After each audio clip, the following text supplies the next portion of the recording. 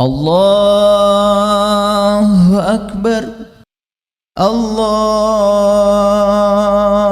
Akbar, Allahu Akbar. La ilaha illallah, Allahu Akbar, Allahu Akbar, walillahil hamd. Allahu Akbar, Allahu Akbar, Allahu Akbar. La ilaha illallah, Allahu Akbar, Allahu Akbar, walillahil hamd. Allahu Akbar, Allahu Akbar, Allahu Akbar. La ilaha illallah, Allahu Akbar, Allahu Akbar, walillahil hamd.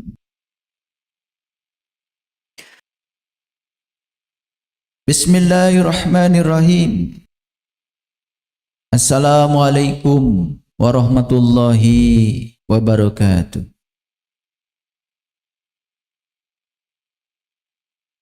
Alhamdulillahillazi nuri qulubana wa binuri ma'rifati wal itsbatul yaqin. Wa adkhilnal ma'al awliya'i was solihin wasyuhada wasyiddiqin. Asyhadu an la ilaha illallah wahdahu la syarikalah rabbul alamin. Wa asyhadu anna Muhammadan abduhu wa rasuluh asrafal anbiya'i wal mursalin sayyidina Muhammadin wa ala alihi wa sahbihi ajmain. Ayyuhal hadirun, ittaqullaha haqqa tuqatih wa la tamutunna illa wa antum muslimun. Segala puji hanya milik Allah, Sang kehadiran, Sang keberadaan, yang sangat mengerti segala kebutuhan setiap hambanya tanpa batas. Dia tidak pernah tertidur, tidak pernah terkantuk, senantiasa menumpahkan cinta kasih-Nya, berkah-Nya, rahmat-Nya yang tanpa batas kepada setiap makhluk-Nya tanpa kecuali. Oleh karenanya, sepantasnya di awal khutbah ini, mari kita mengakui semua keagungan-Nya, mengakui semua kebesaran-Nya. Dia adalah Allah yang maha besar cinta kasih-Nya, maha besar kebijaksanaannya, maha besar kasih sayangnya, maha besar visi dan misinya, maha besar rencana-rencananya. Sudah sepantasnya kita semua berserah diri kepadanya, memujinya tanpa henti dengan membaca hamdalah. Alhamdulillahi rabbil alamin. Para sahabatku yang budiman, sadarilah bahwa selama kita hidup di alam dunia ini, ada satu bagian dari diri kita yang sangat kecil, sangat sempit dan terbatas, tetapi yang kecil itu selalu mengendalikan diri kita. Dan bagian yang kecil dari diri kita itu bernama ego. Ego dibentuk oleh pengalaman, ego dibentuk oleh luka lama, dan ego selalu butuh untuk diakui. Sehingga ego selalu membutuhkan rasa aman. Aman menurut ego berarti mengendalikan segala sesuatu dan harus sesuai dengan ambisi ego. Lalu ego merasa puas ketika mencapainya. Jika segala sesuatu sesuai skenario ego, maka ego akan merasa berhasil, bahkan ego merasa superior. Akan tetapi ketika hidup mengambil langkah dan arah yang berbeda dan menyimpang dari harapan ego, maka ego akan memberikan label gagal, terhina, tidak cukup. Lalu ego akan merasa frustrasi dan menolak kenyataan yang terjadi. Ketika hidup tidak sesuai dengan yang diinginkan oleh ego, ego langsung melawan, bukan menerima. Ingat bahwa penderitaan bukan berasal dari kenyataan, tetapi berasal dari penolakan terhadap kenyataan. Penderitaan berasal dari keengganan untuk melepaskan kendali. Ego selalu takut untuk melepaskan, karena bagi ego, melepaskan dianggap kelemahan dan kalah. Ego selalu ingin mengontrol. Ego tidak akan pernah menyadari bahwa hidup itu memiliki ritmenya sendiri, memiliki misterinya sendiri, dan diliputi oleh ketidakpastian. Ego selalu takut tidak cukup. Ego selalu takut ditinggalkan. Maka ego akan membuat rencana-rencana besar dan harapan-harapan yang tinggi untuk selalu merasa aman. Ego tidak menyadari bahwa rasa aman yang dibangun di atas kendali adalah benteng yang sangat rapuh. Ego selalu berusaha menaklukkan hidup, bukan berdansa dengan kehidupan. Ego selalu berusaha menggenggam dengan keras. Ego sangat buta dengan keajaiban yang ditawarkan oleh kehidupan. Ego selalu memaksa untuk berhasil dan berperang dengan kenyataan. Ilusi ketakutan yang dibangun oleh ego selalu menciptakan kendali, sehingga tidak siap untuk merangkul ketidakpastian. Itulah yang membuat ego selalu tidak damai. Bagi ego, menyerah adalah kalah, melepaskan adalah tanda kelemahan. Kalau tidak memaksa, maka bagi ego akan tertinggal. Kalau tidak mengejar, maka bagi ego akan kehilangan. Menyadari permainan ego adalah awal pembebasan. Menyadari permainan ego adalah awal dari kedamaian batin. Kalau kita ingin bebas, ingin mengalami kedamaian batin, marilah kita pahami bagaimana ego bermain. Sadari bahwa rasa frustrasi bukan berasal dari kegagalan, tetapi berasal dari keterikatan pada hasil tertentu yang diciptakan oleh ego. Rasa frustrasi berasal dari kemelekatan ego terhadap segala ekspektasi. Ketika kita dapat melepaskan keterikatan kepada hasil, maka kita sedang membuka celah untuk kelegaan, untuk ketakterbatasan. Dalam Quran surat Al-Imran ayat 102 Allah berfirman, A'udzubillahi minasyaitonirrajim. Bismillahirrahmanirrahim. Ya ayyuhallazina amanu taqullaha haqqa tuqatih wa la tamutunna illa wa antum muslimun. Hai orang-orang yang beriman, bertakwalah kepada Allah dengan sebenar-benarnya takwa, dan janganlah kamu mati melainkan dalam keadaan menjadi muslim. Lalu siapa muslim itu sebenarnya? Kata muslim berasal dari kata aslama, yuslimu, islaman, yang berarti berserah diri, yang berarti tunduk, yang berarti patuh kepada Allah. Islam sendiri berasal dari bahasa Arab yang artinya selamat, yang artinya sentosa, yang artinya damai. Pada hakikatnya, Muslim adalah orang yang mampu melakukan penyerahan diri kepada kebijaksanaan yang lebih besar. Muslim adalah orang yang sudah mampu menyerah atau melepaskan diri dari perlawanan atau kontrol terhadap segala sesuatu.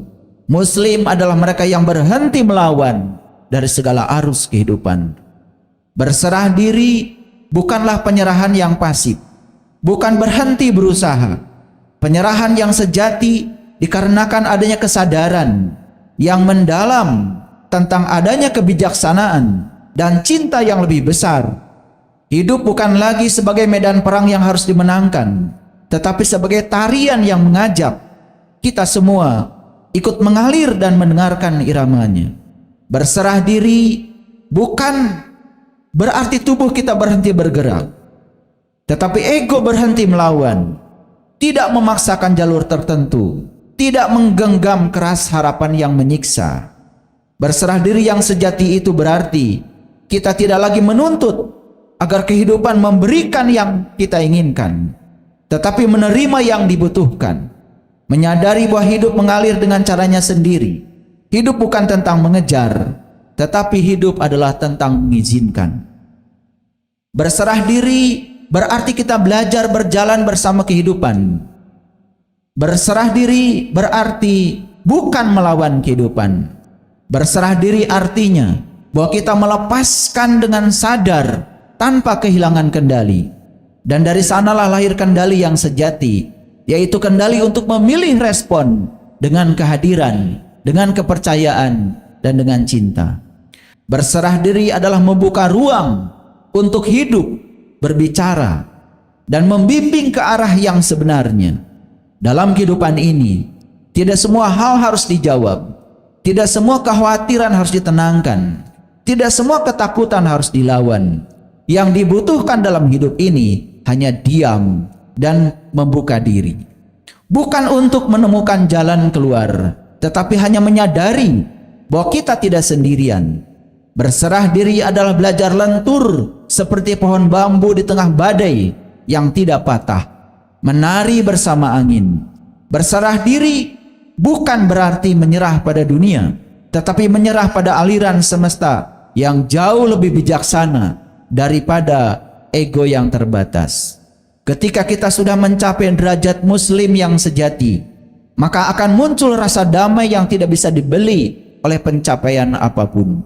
Ketika kita sudah mencapai derajat muslim yang sejati, keikhlasan akan muncul secara alami, bukan dengan menekan perasaan, tetapi dari pengakuan yang jujur bahwa kita tidak selalu tahu apa yang terbaik. Ketika kita sudah mencapai derajat muslim yang sejati, maka kita akan memiliki kekuatan dan kepercayaan penuh yang tidak tergoyahkan karena sudah mencapai yang disebut dengan kelenturan. Para sahabatku yang budiman, sadarilah bahwa niat sejati dan ambisi ego adalah dua hal yang sangat berbeda bagi mereka yang sadar. Di permukaan seperti tampak sama, karena niat sejati dan ambisi ego kedua-duanya mendorong untuk bertindak, mendorong untuk bergerak, mendorong untuk mencipta. Padahal keduanya berasal dari dua tempat yang berbeda. Ambisi ego berasal dari tempat yang bising, dari rasa kekurangan, rasa ingin lebih cepat, ingin lebih tinggi, ingin lebih diakui, terburu-buru, harus mencapainya, takut gagal, lahir dari kecemasan, takut kehilangan peluang, takut tidak cukup baik, membutuhkan hasil sebagai validasi. Tanpa hasil, maka ego akan merasa hampa. Sedangkan niat sejati berasal dari tempat yang hening, berasal dari tempat yang utuh dan dalam. Hadir bukan mengambil, tetapi hadir adalah mengalir. Niat sejati hadir sepenuhnya dan terbuka terhadap segala kemungkinan. Niat sejati tidak bergantung pada hasil. Niat sejati lahir dari keutuhan, bukan dari rasa kekurangan. Niat sejati tidak menuntut dunia untuk berubah demi dirinya. Niat sejati seperti benih yang ditanam di tanah subur dan dipercayakan kepada alam. Niat sejati tidak mendikte alam, percaya bahwa proses akan membimbingnya. Niat sejati sadar bahwa kita tidak sendirian dalam kehidupan. Ada tangan-tangan lain yang tak terlihat. Niat sejati selalu lapang dalam menerima apapun, karena tersedia ruang untuk gagal, tersedia ruang untuk berubah arah, tersedia ruang untuk tidak tahu. Niat sejati selalu memberi arah seperti mata angin. Ketika hidup tidak digerakkan oleh niat sejati, tidak digerakkan karena Allah, atas nama Allah, bersama Allah, maka disitulah kita akan mencapai keheningan yang mendalam. Sekali lagi, ketika hidup kita digerakkan oleh niat sejati karena Allah, atas nama Allah, bersama Allah, maka disitulah kita akan mencapai keheningan yang mendalam.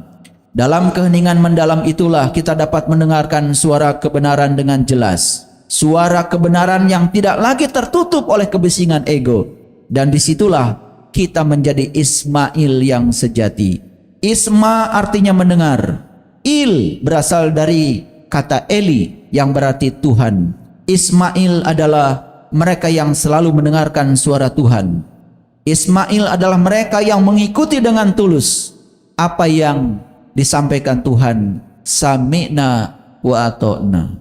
Para sahabatku yang budiman, dalam pelaksanaan ibadah haji ada satu ritual yang bernama tawaf, mengelilingi Ka'bah sebanyak 7 putaran. Dan salah satu syaratnya adalah kita harus menggunakan kain ihram sebagai perlambang lepasnya segala bentuk keterikatan dan kemelekatan kepada yang selain Allah. Setelah kita berhasil melepaskan segala keterikatan kepada selain Allah, setelah kita membersihkan urusan jasmani dan ruhani kita melalui ihram, kini kita akan memasuki wilayah Ka'bah sebagai perlambang dari Baitullah untuk bertawaf. Perintah tentang bertawaf ini kita dapati dalam banyak surat dalam Al-Quran. Di antaranya ada di dalam Quran surat Al-Hajj ayat yang ke-29. Kemudian hendaklah mereka menghilangkan kotoran yang ada pada badan mereka, dan hendaklah mereka menyempurnakan nazar-nazar mereka, dan hendaklah mereka melakukan tawaf sekeliling rumah tua itu. Dalam ayat lain Allah berfirman, A'udzubillahi minasyaitonirrajim.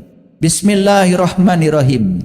Wa id ja'alnal baita masabatal linnasi wa amna. Wattakhidu mim maqami Ibrahim musalla. Wa ahidna ila Ibrahim wa Ismail antahira baitiyal litaifina wal akifina warrukai sujud.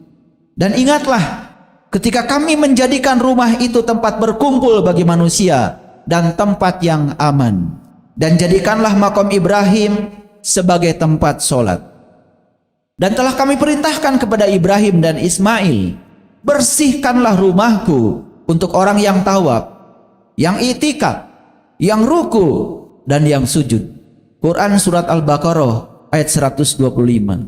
Sebagaimana yang sering saya uraikan, bahwa Baitullah itu ada 2. Satu yang bersifat syariat dan yang lain bersifat hakikat. Satu yang simbolik dan satu lagi yang sebenarnya. Satu yang kiasan dan satu lagi yang sesungguhnya. Baitullah yang bersifat syariat adanya di Mekah sana, sedangkan Baitullah yang bersifat hakikat ada bersama kita, lebih dekat kepada kita melebihi dekatnya urat nadi leher kita. Begitu kata Al-Quran. Untuk kesempurnaan iman kita, maka kita harus mengenal dan mengunjungi kedua-duanya. Saya memahami bahwa perjalanan tawaf adalah cerminan dari perjalanan hidup kita. Kita harus menjalani hidup sebagaimana kita menjalani tawaf. Kita memulai tawaf dari sebuah garis yang ditarik lurus dari tempat di mana Hajar Aswad diletakkan dalam sudut Ka'bah. Ketika saya diizinkan oleh Allah untuk dapat menghampiri Hajar Aswad, ketika saya melihat figurannya Hajar Aswad, ingatan saya sejenak dibawa oleh Allah untuk mengingat prosesi kelahiran saya ke alam dunia ini. Yang terbayang di hadapan wajah saya saat itu adalah ibu saya ketika sedang bersusah payah melahirkan saya. Yang terbayang oleh saya adalah istri saya ketika sedang melahirkan anak-anak saya.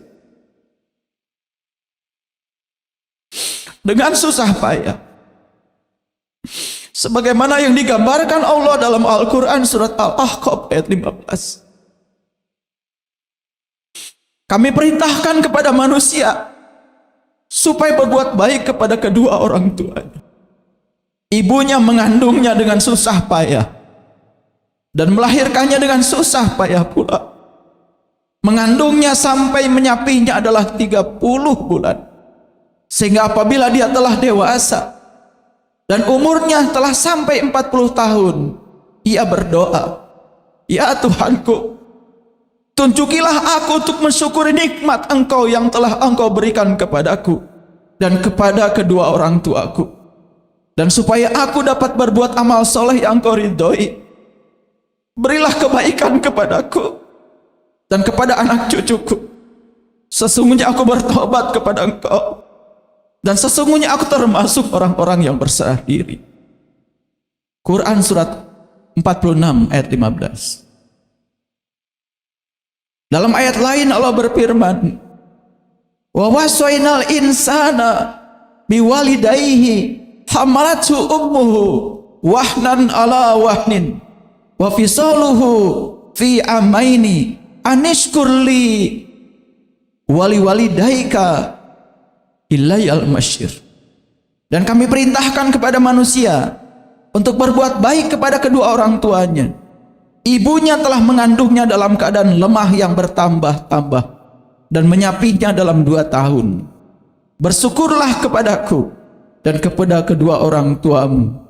Hanya kepadakulah kalian akan kembali. Quran surah Luqman ayat 14. Perjalanan tawaf dari Hajar Aswad melambangkan prosesi kelahiran kita. Dari situlah jasmani kita berasal. Keadaan kita saat itu dalam keadaan suci.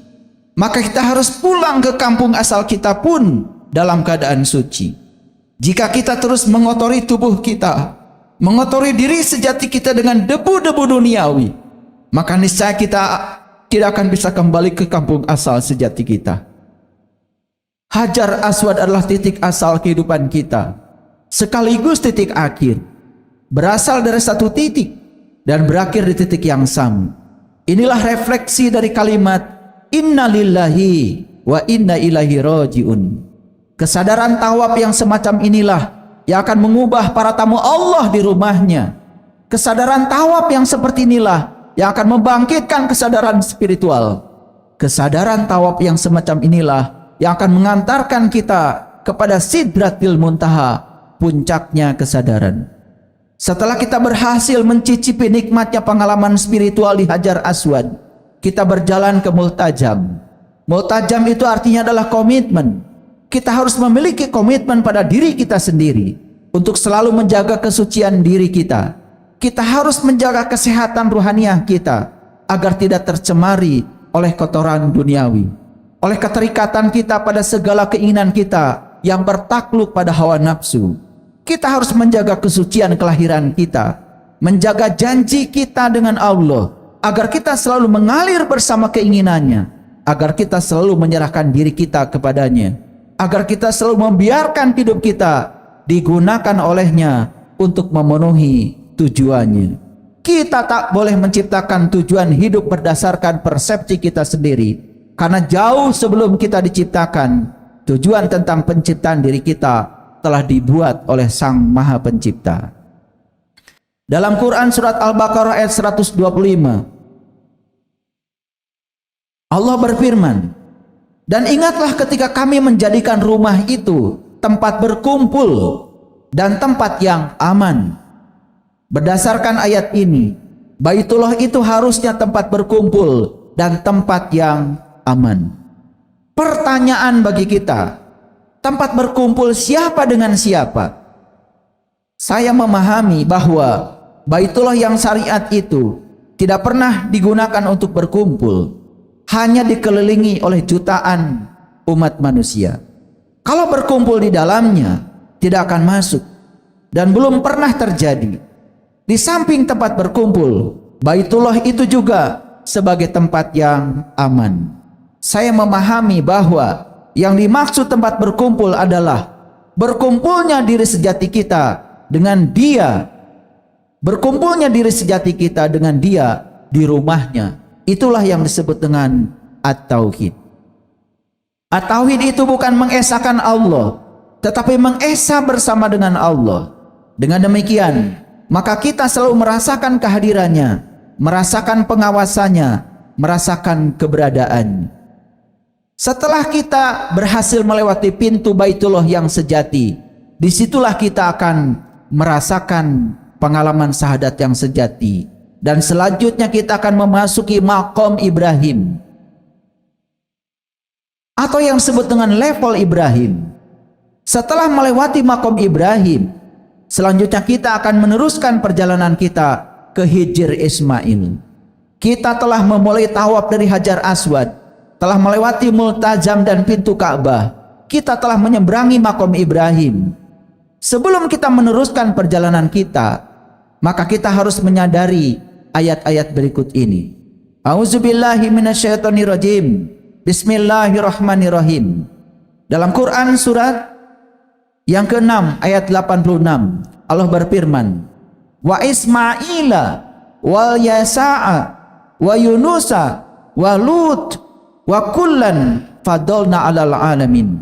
Dan Ismail, Al-Yasa, Yunus dan Lut, masing-masing kami berikan derajat di atas umat.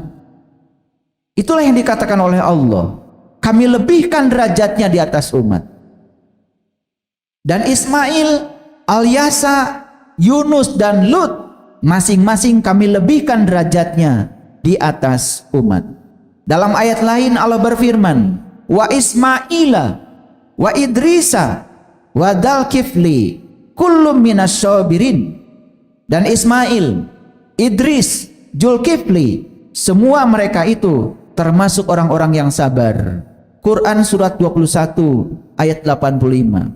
Dalam ayat lain Allah berfirman, wazkur fil kitabi Ismaila innahu kana shadiqal wa'di wa kana rasulan nabiyya. Dan ceritakanlah kisah Ismail dalam Al-Quran. Sesungguhnya ia adalah seorang yang benar janjinya, dan dia adalah seorang rasul sekaligus seorang nabi. Dalam Quran surat An-Nisa ayat 163 Allah berfirman, sesungguhnya kami telah memberikan wahyu kepadamu sebagaimana kami telah memberikan wahyu kepada Nuh dan kepada nabi-nabi yang kemudiannya. Dan kami telah memberikan wahyu kepada Ibrahim, Ismail, Ishak, Yakub dan anak cucunya, Isa, Ayub, Yunus, Harun dan Sulaiman. Dan kami berikan Zabur kepada Daud. Dari rangkaian ayat-ayat di atas, kita mendapatkan pemahaman tentang profil Ismail. Beliau adalah seorang nabi dan rasul yang mendapatkan pengakuan dari Allah sebagai kami lebihkan derajatnya di atas umat. Kami telah memberikan wahyu kepada Ibrahim, Ismail, Ishak, Yakub dan anak cucunya, Isa, Ayub, Yunus, Harun dan Sulaiman, termasuk orang-orang yang paling baik, dan seterusnya dalam banyak ayat dalam Al-Quran. Di samping itu, yang sangat saya kenal dari Nabi Ismail adalah beliau termasuk orang yang sangat pasrah kepada Allah. Hal ini telah dibuktikan dalam peristiwa kurban. Demi cintanya kepada Allah, maka ia rela berkurban untuk yang dicintainya. Dia mengorbankan jiwa dan raganya untuk yang dicintainya. Jika dalam perjalanan tawaf kita telah sampai di Hijr Ismail, maka kesadaran yang harusnya muncul setelah melewati etapa ini adalah kesadaran Ismail. Indikator kesadaran Ismail yang harus muncul dari kita adalah sebagaimana yang kita dapatkan dari serangkaian ayat-ayat di atas. Ismail adalah manusia yang dilebihkan oleh Allah, bukan karena berkolusi dengan Allah. Dia dilebihkan oleh Allah karena ia memang memiliki kelebihan dibandingkan umat yang lain. Dia lebih bersabar, dia tidak pernah ingkar janji, dia lebih peduli, dia lebih mencintai Allah melebihi cintanya kepada yang lain. Dia mampu menerima wahyu dari Allah karena kebeningan kalbunya. Dia mampu beresonansi dengan frekuensi ilahi sehingga dapat menangkap getaran-getaran ilahi, dapat mendengarkan suara Tuhan dan mentaatinya. Banyak di antara kita yang telah bertawaf berkali-kali sampai kita tak dapat menghitungnya.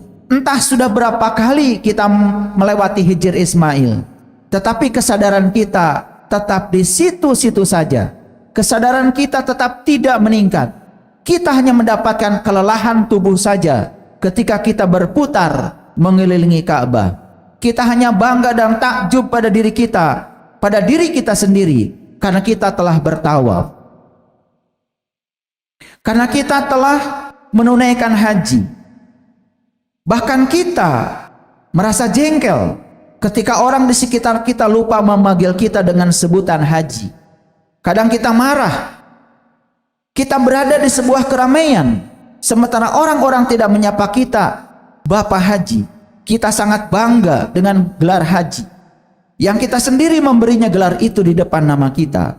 Entahlah, mungkin Allah mentertawakan kelakuan kita, mentertawakan sifat kekanak-kanakan kita, yang lebih mementingkan sanjungan, gelar, kehormatan, dan segala kesenangan hawa nafsu kita. Kita selalu mengaku haji, sementara Allah belum tentu mengakui kita sebagai haji. Betapa sombongnya diri kita. Para sahabatku yang budiman, Ismail adalah seorang penyabar.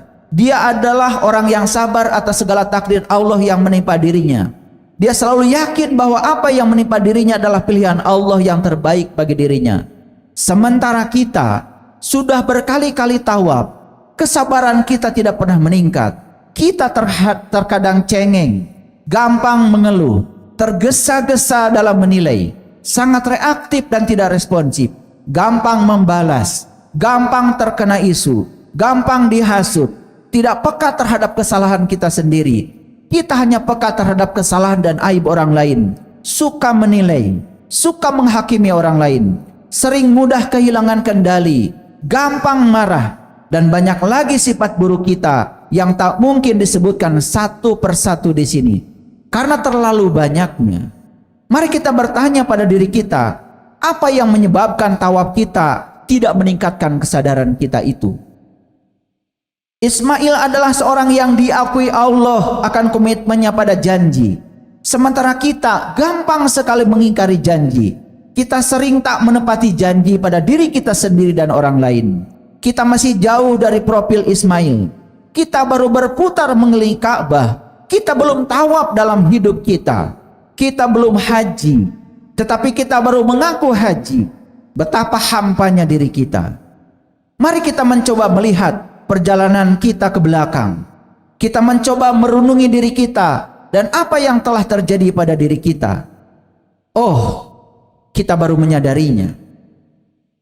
Ketika kita mencium Hajar Aswad, kita hanya mencium tanpa menghayati apa sesungguhnya yang kita lakukan. Ketika kita berdoa di Multazam, kita malah sibuk menghadapkan wajah batin kita terhadap segala permohonan kita. Ketika kita berada di Multazam, kita tidak menghadapkan wajah batin kita kepada Allah. Karena kita memang tidak berupaya menemuinya di dalam diri kita. Ketika kita melewati pintu Ka'bah, kita benar-benar hanya numpang lewat. Kita tak mengerti sama sekali dengan tujuan perjalanan tawaf kita. Kita mengira pintu Baitullah yang harus kita masuki adalah pintu Ka'bah yang ada di Mekah sana. Kita baru menyadari bahwa sesungguhnya pintu Ka'bah yang di Mekah sana hanyalah simbolik. Kita baru menyadari bahwa kita harus menemukan pintu Baitullah yang sesungguhnya, yang lebih dekat kepada kita, melampaui dekatnya urat leher kita. Ketika kita melewati makom Ibrahim, malah kita sibuk dengan segala permohonan duniawi kita. Subhanallah. Kita baru mengerti bahwa sesungguhnya perjalanan tawaf kita adalah cerminan dari perjalanan hidup kita.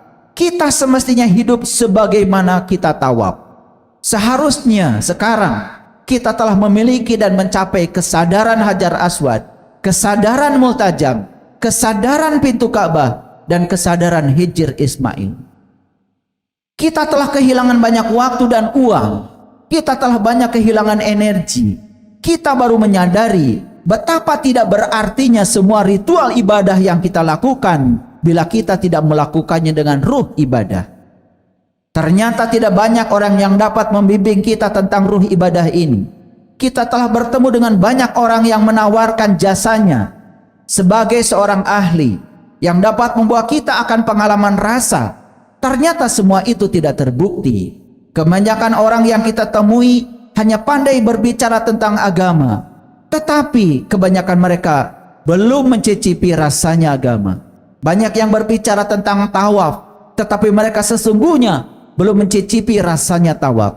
Hanya berputar mengelilingi Ka'bah. Kebanyakan hanya tertuju pada kulit luarnya saja. Seseorang yang sudah berhaji seharusnya sudah memiliki kesadaran Hajar Aswad, kesadaran Multajam, kesadaran pintu Ka'bah, dan kesadaran Hijr Ismail. Hadirin kaum muslimin, kuota haji bangsa Indonesia katanya terbesar di dunia. Sebagian besar kuota haji itu diberikan kepada masyarakat Indonesia. Semoga kuota haji yang besar dan nomor 1 di dunia ini menjadikan bangsa kita menjadi bangsa yang besar, bangsa yang beradab, bangsa yang memiliki kesadaran Hajar Aswad, kesadaran Multajam, kesadaran pintu Ka'bah, dan kesadaran Hijr Ismail. Menjadi bangsa yang memiliki kesadaran yang tertinggi. Perjalanan kita belum selesai. Kita harus melewati rukun Yamani. Yaman itu artinya kanan. Sebenarnya apa yang kita rasakan ketika kita melewati rukun Yamani ini? Ketika kita melewati rukun Yamani, merupakan akumulasi atau hasil dari apa yang kita rasakan ketika kita melewati Hajar Aswad, Multazam, pintu Ka'bah, dan Hijr Ismail. Tentang ini Allah sendiri menggambarkannya dengan jelas dalam ayat-ayat berikut ini.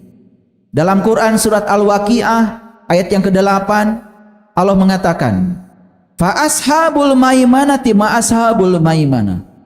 Dalam Quran surat Al-Waqi'ah ayat 27, Allah menegaskan, wa ashabul yamin ma ashabul yamin, yaitu golongan kanan. Alangkah mulianya golongan kanan itu, dan golongan kanan, alangkah bahagianya golongan kanan itu. Jika kita sudah mampu menangkap lapisan-lapisan kesadaran yang kita jalani dalam tawaf, yaitu kesadaran Hajar Aswad, kesadaran Multazam, kesadaran pintu Ka'bah, kesadaran Hijr Ismail, maka kita akan menerima buku amal kita dengan tangan kanan kita. Maka kita akan termasuk golongan kanan yang mulia dan dimuliakan oleh Allah Tuhan kita. Tetapi jika kita bertawaf sekedar berputar-putar tanpa peningkatan kesadaran, bahkan kita tak mengerti dengan apa yang kita lakukan, kita hanya berharap pahala semata, apalagi sekedar memperoleh gelar haji, sehingga kita bangga dengan gelar itu, maka tawaf kita ini sungguh tak berfaedah, tak akan dapat menolong kita. Seharusnya bila kita telah melewati Hajar Aswad, Multazam, pintu Ka'bah, dan Hijr Ismail, puncak tertinggi kesadaran kita adalah Islam. Puncak tertinggi kesadaran kita adalah pasrah. Jika kita telah mencapai pengalaman Islam, pasrah, kerajaan Tuhan, maka kita akan memperoleh gelar Muslim. Dan ini merupakan puncak spiritual yang diinginkan oleh Allah sebelum kita mati. Sebagaimana firman-Nya dalam Quran surat Ali Imran ayat 102. Ya ayyuhallazina amanu taqullaha haqqa tuqatih wa la tamutunna illa wa antum muslimun. Hai orang-orang yang beriman, bertakwalah kepada Allah dengan sebenar-benarnya takwa, dan janganlah kamu mati melainkan sudah menjadi seorang muslim. Para sahabatku yang budiman, kenyamanan adalah penjara untuk kebebasan dan musuh bagi pertumbuhan. Pilihan hidup ditentukan oleh diri kita. Kita akan melangkah maju menuju pertumbuhan atau melangkah mundur ke tempat yang aman. Semuanya terserah pada diri kita masing-masing. Untuk menjadi dewasa, kita tidak bisa berada dalam mode bertahan, melainkan harus berada di mode pertumbuhan. Perlu kita ingat bahwa tidak semua pertumbuhan itu adalah perubahan. Seperti halnya tidak semua pergerakan itu adalah kemajuan. Alam telah mengajarkan dengan jujur kepada kita bahwa dengan pertumbuhan, maka kecerdasan intelektual kita, kecerdasan emosional kita, kecerdasan spiritual kita akan datang secara alami. Semua kecerdasan itu diperlukan untuk meningkatkan kapasitas terhadap rasa sakit, dan hanya dengan tingkat kesadaran yang tertinggi, penderitaan akan mencapai titik yang terendah. Hanya ada dua hukum besar dalam kehidupan ini, pertumbuhan atau kemerosotan. Kalau sesuatu tidak lagi bertumbuh, cepat atau lambat ia akan mati. Pertumbuhan adalah satu-satunya saksi dalam kehidupan. Pertumbuhan kebijaksanaan dapat diukur dengan tepat ketika meredaknya sifat-sifat jahat pada diri kita. Kita tahu bahwa penuaan tidak hanya berarti pelapukan, tetapi sesungguhnya adalah pertumbuhan. Pertumbuhan pribadi bukanlah masalah mempelajari informasi baru, tetapi melupakan batas-batas yang lama. Hadirin kaum muslimin, hidup adalah proses yang berkelanjutan untuk memilih antara keamanan dan risiko. Yang memilih keamanan biasanya karena takut dan membutuhkan pertahanan, dan yang memilih risiko biasanya karena demi kemajuan dan pertumbuhan. Kesalahan abadi umat manusia adalah hanya menetapkan cita-cita pada apa yang dapat dicapai. Ada kalanya Tuhan menenangkan badai, ada kalanya Dia membiarkan badai mengamuk, tetapi Dia hadir untuk menenangkan kita. Allah dapat memberikan limpahan berkah di tengah ancaman badai kemalangan. Allah tidak selalu menjanjikan perjalanan yang tenang, tetapi pendaratan yang aman. Kita seharusnya membangun jembatan, bukan membangun tembok. Kita akan kesepian jika membangun tembok, tetapi kita tidak akan kesepian ketika membangun jembatan. Sadarilah bahwa kita akan dapat meraih jauh lebih banyak saat 1 jam bersama Allah daripada seumur hidup tanpa Dia. Ingatlah bahwa kita tidak akan mencapai garis finish bila kita tidak mau meninggalkan garis start. Belajar untuk mengalah adalah langkah pertama untuk menjadi pemenang. Doa adalah alat yang tak terlihat, yang berguna bagi dunia yang tak terlihat. Harapkanlah yang hal-hal besar dari Allah. Usahakan hal-hal besar bagi Allah. Jangan meminta kepada Allah apa yang menurut kita baik, tetapi mintalah kepadanya apa yang menurut Dia baik bagi kita. Kedamaian bukanlah ketidakhadiran masalah. Kedamaian adalah selalu merasakan kehadiran Allah sebagai sang kehadiran, sang keberadaan di setiap ruang dan waktu. Kesempatan terbaik adalah melakukan hal baik untuk orang lain. Penderitaan membuat sebagian orang jatuh, tetapi sebagian orang lagi menggunakannya sebagai tangga untuk menuju keberhasilan. Perilaku baik menghasilkan senyuman, senyuman menghasilkan sahabat, sahabat lebih baik dari kekayaan. Satu-satunya persiapan terbaik untuk hari esok adalah menggunakan hari ini dengan sebaik-baiknya.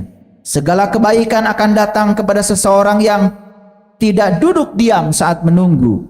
Orang yang menjadi sumber berkah bagi kehidupan orang lain tidak akan menyimpan berkah itu hanya untuk dirinya sendiri. Orang yang menyadari bahwa hidup atau mati adalah milik Allah, maka jika ia hidup, hidup untuk Allah, dan jika ia mati, mati untuk Allah. Sadarilah bahwa waktu adalah milik Allah. Oleh karena itu tidak boleh menukar waktu dengan uang. Gunakan waktu untuk melayani Allah, maka uang akan datang sebagai berkah. Hadirin kaum muslimin, panggilan bukanlah masalah kesempatan, melainkan masalah pilihan.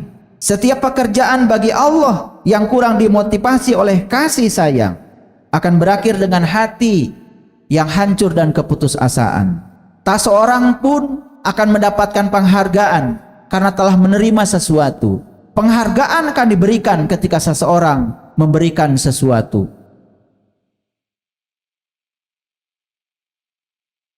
Tak ada yang abadi, bahkan penderitaan sekalipun. Bersyukur adalah hal yang paling mahal hari ini. Tidak semua orang mampu membelinya. Jadilah kaya dalam spiritualitas dan kebijaksanaan, maka sisanya akan mengikuti. Jangan pernah berhenti, bahkan jika tidak ada peluang untuk menang. Jika kita terus berlari, kita akan mencapai suatu tempat. Jika kita berhenti berlari, kita hanya akan berdiri di sana saja. Jangan mengungkapkan rencana kita kepada siapapun. Biarkan orang ternganga ketika kita berhasil. Orang yang mengendalikan emosinya menulis takdirnya sendiri. Kemarahan adalah senjata iblis untuk membunuh ikatan kita dengan orang-orang yang kita hargai. Matahari terbit saat jutaan orang masih terlelap. Jangan menghabiskan waktu atau uang hanya untuk memperindah dan penampilan tubuh luar kita saja. Habiskan untuk mempercantik apa yang ada di dalam tubuh. Jagalah alam dan pertahankan agar tetap hidup jika kita ingin bertahan hidup. Jangan pernah membiarkan kesempatan menunggu di depan pintu. Tak ada orang yang sempurna pada hari mereka dilahirkan. Tetapi perubahan 1% setiap hari membuat perubahan besar. Krisis mengandung peluang yang luar biasa. Setiap kali kita tergoda untuk bereaksi dengan cara yang sama, tanyakan, apakah ingin menjadi tawanan masa lalu atau pelopor masa depan? Terlalu banyak dari kita yang tidak mewujudkan impian kita karena kita menghidupkan ketakutan kita. Perubahan sama dengan perbaikan diri. Dorong diri kita ke tempat-tempat yang belum pernah kita kunjungi sebelumnya. Tujuannya bukan untuk menjadi lebih baik dari orang lain, tetapi menjadi lebih baik dari diri kita sendiri yang sebelumnya. Kita tidak harus menjadi hebat untuk memulai, tetapi kita harus memulai untuk menjadi hebat. Barakallahu li wa lakum.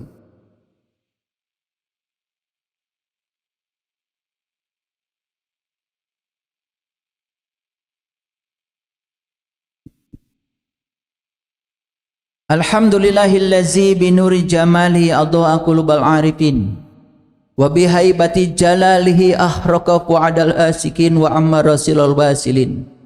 Asyhadu an la ilaha illallah wahdahu la syarikalah rabbul alamin wa asyhadu anna muhammadan abduhu wa rasuluh asrafal anbiya'i wal mursalin sayyidina muhammadin wa ala alihi wa sahbihi ajmain. Ayyuhal hadirun ittaqullaha haqqa tuqatih wa la tamutunna illa wa antum muslimun.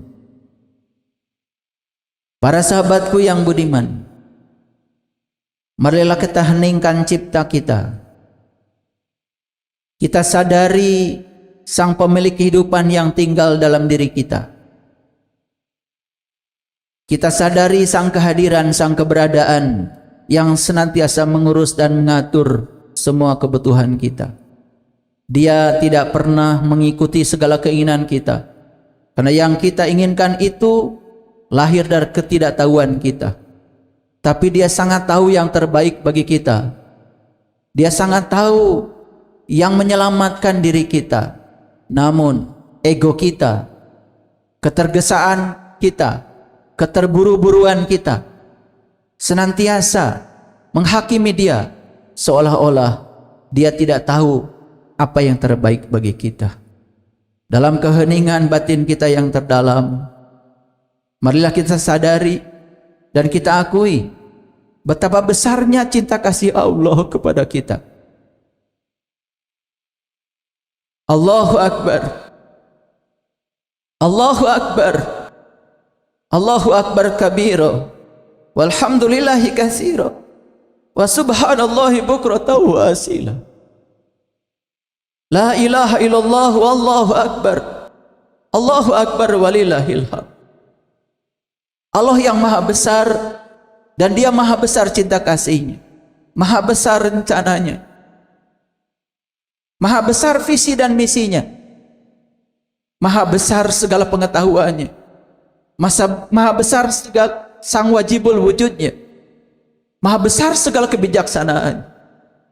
Ya Allah ya Rabbana, mulai detik ini kami datang untuk berserah diri sepenuhnya kepadamu.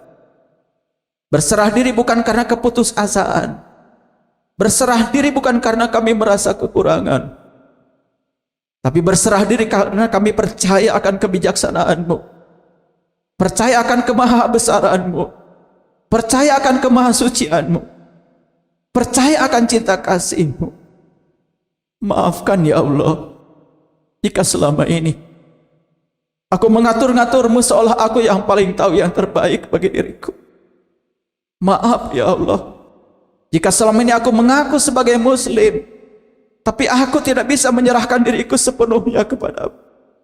Bahkan aku setiap hari memaksamu untuk berserah diri kepada keinginan-keinginanku, kepada egoku. Ampunilah ya Allah. Ampunilah segala kebodohanku, kesombonganku, ketidaktahuanku. Aku bergerak dalam kehidupan ini bukan semata-mata karena niat sejatiku. Aku bergerak karena ambisi egoku. Karena itu yang diajarkan oleh lingkunganku sejak aku datang ke semesta ini.